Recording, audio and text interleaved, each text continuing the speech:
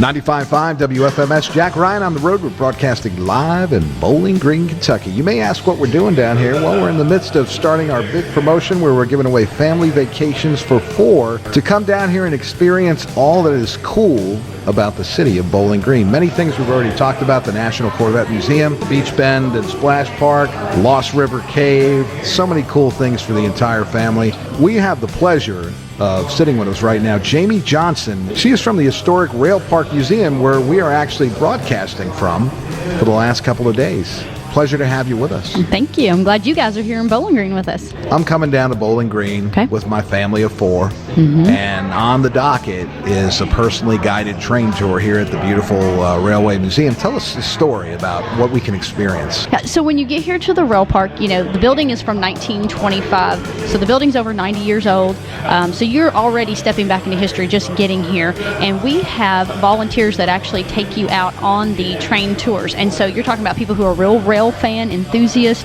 They're great storytellers, and so we bring you into the colored waiting room, which was the original colored waiting room. They start the tour there, and then you're going to go through 5 train cars. We take you through the engine, where you'll get to see a short video that actually makes you feel like you are actually riding down the road, and that is really neat. There's a lot of history in there. You get to kind of walk around and look, and then we bring you into the Duncan Hines dining car, named because Duncan Hines, the cake mix guy, is actually from Bowling Green, and we tell you a couple of really cool stories in there. One of the fun things that you'll learn about in there is that Bisquick was actually invented on the railroad, because you could order a biscuit and you might be the only person on the train that wants a biscuit, and so the cooks actually were the first ones to invent that pre-mix so they could make one biscuit at a time. Really cool. That's probably one of the more fun things that people learn here. They're like, oh, I had no idea where that came from. Yeah, Duncan Hines and biscuits, 2 of my favorite people. There you go.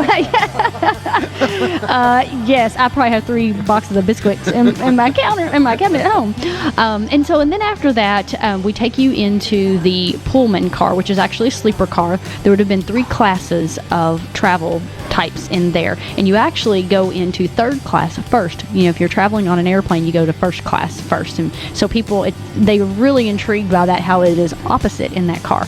And so there's different types of sleeping quarters in there, because you had a lot of people that were traveling by rail, and you're going to be on the train overnight. It took a lot longer to travel by train than it did by plane. And then after that, we actually bring you into the presidential car, and it would have been a private car for the president of the Louisville and Nashville line. He had his own car, his own secretary that he would have traveled with, so he had a kitchen, bathrooms, dining room, sitting room, bedrooms, everything in his car. And that's where you finish off the tour, so you actually get to go through and see 5 different passenger style cars. Oh, I did miss one, the post office car. Yeah, It's actually between the engine and the dining car. The cool thing about that as well, it's not necessarily a passenger car. It's just got a lot of history to it. It's a really neat car. When you go through and see everything that is actually in that car, the mail slots. I mean, these guys are, rambling down the railroad, cars jerking and moving all over the place, and they're throwing mail in these tiny little slots. So it really is like taking a trip back in time when you're taking the personally guided tours. Yes. You get to actually be in a sleeper car. You get to dine. You get to also to see a movie. Right. We do. You can, in the actual depot upstairs on the 2nd floor, we have a 2-story museum that you travel through at your leisure. And we have a small theater that seats 26, and you can actually sit in there and watch a video that we play. We've got a short video on loop, and it's about the Pullman porter, which essentially the Pullman porter on the railroad would have spent most of their time in the sleeper car.